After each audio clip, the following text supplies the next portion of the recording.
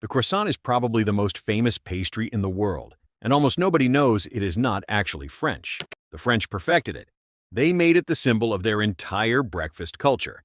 But the croissant started in Vienna, Austria. Some accounts link it to the aftermath of a famous siege in the 1680s, though food historians treat that story as legend rather than fact. What is not legend is the technique. Austrian bakers figured out how to fold cold butter into dough dozens of times until the two became inseparable, creating hundreds of paper-thin layers that shatter when you bite through them. French bakers got hold of that method, refined it until it became an art form, and then spread it through every Parisian cafe and hotel breakfast tray on the planet. Today you find it in airport lounges, supermarket freezer aisles, and airline meal trays everywhere. Now here is the part that almost nobody gets right. The Danish pastry is not Danish either. In the 1850s, records suggest Danish bakers went on strike, and bakery owners brought in workers from Austria to keep production going. Those Austrian bakers made what they knew, the Danes loved it, renamed it after themselves, and the whole world followed. When Danish emigrants moved to the United States, they brought it along, and the glazed, swirled pocket of custard or jam you find in every American coffee shop became simply a Danish full stop. So two of the most recognizable pastries in the Western world are both secretly Austrian. But the next one belongs to no single country at all, and that is exactly where the argument starts. Baklava does not belong to one country. It belongs to at least 12 of them simultaneously, and every single one of those countries is certain it is theirs. The origin fight is genuinely still happening. Many sources point to the Ottoman Empire as the place where the modern version was developed, though some accounts trace similar layered pastries back to ancient Mesopotamia. What the Ottomans definitely did was spread it everywhere, across the Middle East, North Africa, the Balkans, and deep into Central Asia. Picture stacked sheets of dough so thin they are almost transparent, honey pooled in every crevice, crushed pistachios pressed into the top. You find it at Middle Eastern restaurants, Greek bakeries, and Ramadan sweets tables from Cairo to Oslo. That one runs on honey and history. But if baklava is about flavor and tradition, the next pastry is about something far more technical, and it has almost no flavor of its own. Puff pastry is one of the strangest things in all of baking because on its own, it tastes like almost nothing at all. It exists entirely to carry other ingredients. Some accounts credit a 17th century French baker, who may have been a painter first, and figured out the lamination method almost by accident, though others say the technique was already known before him. Either way, French professional kitchens adopted it as a foundation and built entire categories of food on top of it. When you slice puff pastry, you can count the layers, sometimes hundreds of them. And when it bakes, it rises to nearly 3 times its raw height. It is the wrapping on a beef Wellington, the shell of a vol au vent, and the frozen sheets millions of home cooks pull out of a box. That same laminated dough shows up in the next pastry too, but this time it is hiding something. Most people think of pain au chocolat as a chocolate croissant. It is not. The dough is the same laminated butter dough, yes, but the shape is a flat rectangle. The chocolate runs in 2 parallel rods through the center rather than being spread. And in France, ordering one by the wrong name in the wrong region is a surprisingly serious social misstep. In the south of France, it is called a chocolatine, and the debate between that name and pain au chocolat has been running for decades without resolution. It became a staple of French school lunch culture, handed to children at the gate in the afternoon, and that association made it deeply sentimental for an entire country. French bakery chains then exported it globally, and now it sits next to the croissant in every patisserie window from Tokyo to Toronto. Now we move away from France entirely and into something that requires an almost unreasonable amount of patience. Strudel has a quality test that sounds made up but is completely real. The dough is supposed to be thin enough to read a newspaper through before you fill it. Professional bakers in Central Europe actually use that as the benchmark. Pull it any thicker and it fails. The technique almost certainly has roots in Ottoman thin dough traditions that moved into Hungary and Austria over centuries, and from there spread across the Habsburg Empire to become a staple from Vienna to Warsaw.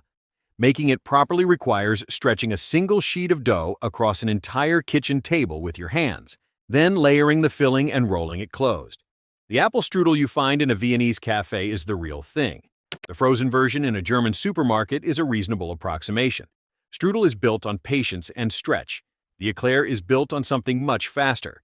The name means lightning in French, and the story most people tell is that it got the name because it disappears so fast. A French baker, likely from the circle around a pastry legend named Marie-Antoine Carême in the mid-1800s, took choux dough, piped it into a long tube shape, baked it until it puffed up completely hollow inside, filled that hollow with cream, and glazed the top with chocolate. French culinary schools then exported the technique globally, and the eclair became a fixture in patisserie display cases everywhere. The hollow interior is the whole trick. Without it, there is no room for the filling, and without the filling, there is no eclair. The cinnamon bun works on a completely different logic, and more countries claim it than you might expect.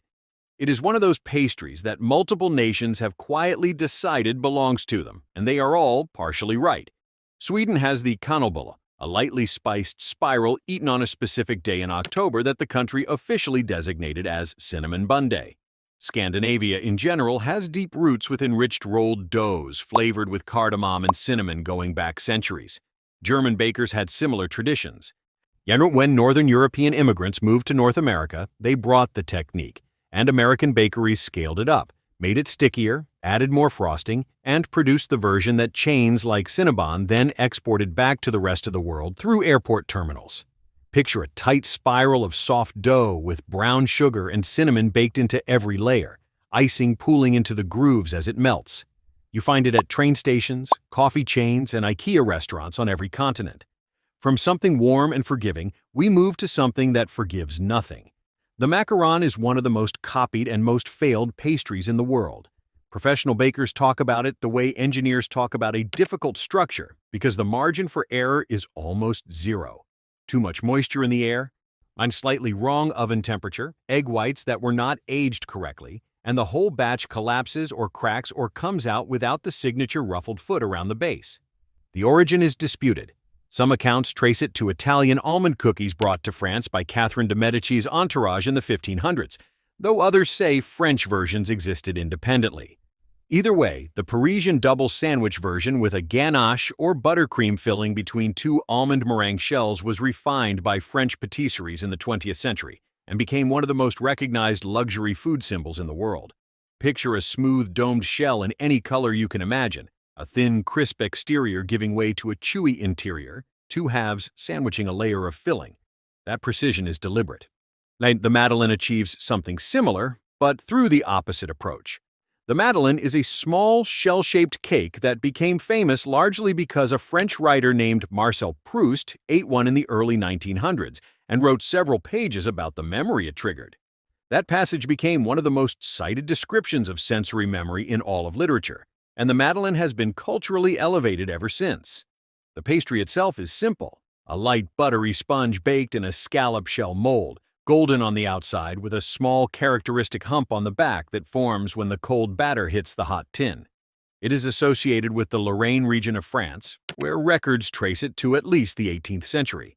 You find it individually wrapped in French supermarkets, stacked in patisserie windows, and paired with tea or coffee in cafes across France and beyond. The financier sits right beside it on those same patisserie counters, and it has an origin story just as specific. The financier looks like a small rectangular gold bar, which is not a coincidence. The name almost certainly comes from the financial district of Paris, where it became popular in the late 1800s, sold by a bakery near the stock exchange to traders who needed something they could eat quickly without getting anything on their suits. The shape is deliberate, flat, and neat, easy to eat in a few bites with no mess.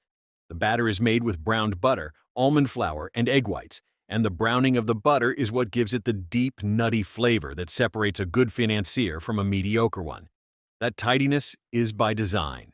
Then the Sfogliatelle is the opposite of tidy, and it is proud of it.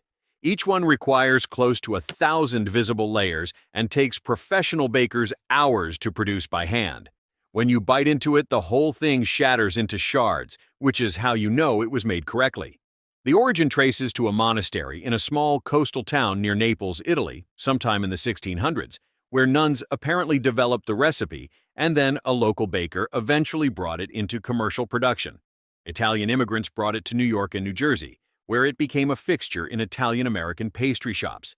The shape looks like a ridged shell, the filling is ricotta with a hit of citrus, and the price reflects the labor. The cannoli comes from the same Italian-American tradition but takes a completely different approach to the idea of pastry and filling. A cannoli is a fried pastry tube filled with sweetened ricotta, and the most important thing most people get wrong about it is that the shell and the filling are made and stored separately and only combined right before eating.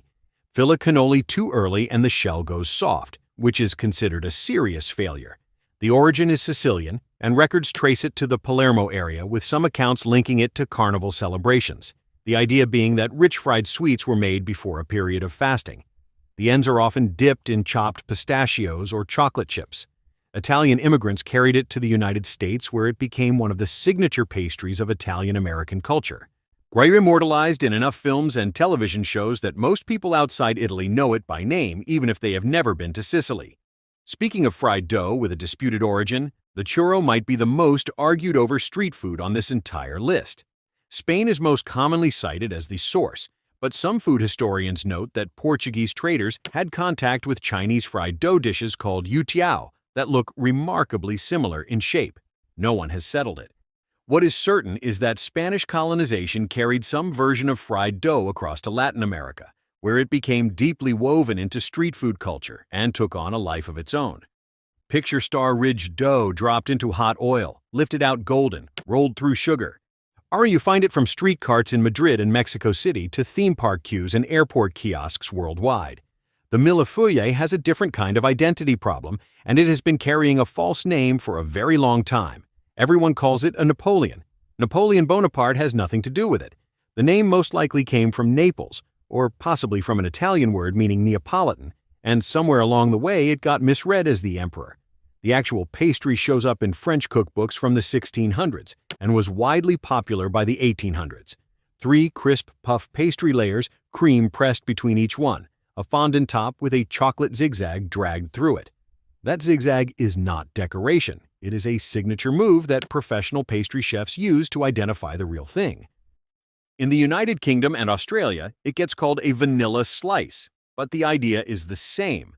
The Knafeh shares nothing with the mille-feuille except the fact that both involve layered dough, and everything else about it is its own world entirely.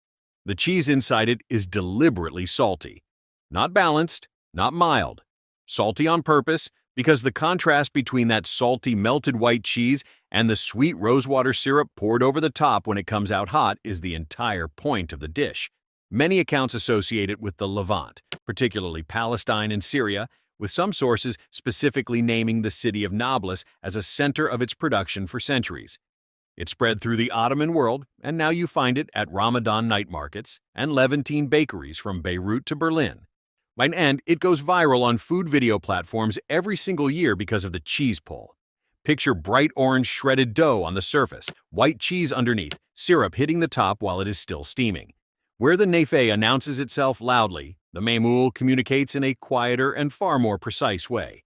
The geometric pattern pressed into the outside of each small dome is not decoration. It is a label. Each pattern tells you what filling is inside, dates or nuts or fig paste, so you never have to bite to find out. Some food historians trace similar stuffed date pastries back to ancient Egypt, and the mold-pressed version has been made across the Arab world for centuries. It appears on Eid celebration trays, at Lebanese and Syrian bakeries, and in home kitchens during religious holidays from North Africa to the Gulf. That system of coded patterns is one of the most elegant design solutions in all of pastry, and the pastilla, the last pastry on this list, might be the most surprising of all of them. The pastilla, also called bistilla, does not fit neatly into any category because it is not sweet in the way most people expect. The filling is savory, traditionally pigeon or chicken, spiced and slow-cooked, then wrapped in paper-thin dough and baked until crisp, and then powdered sugar and cinnamon go on top. Both at once, in the same bite, intentionally.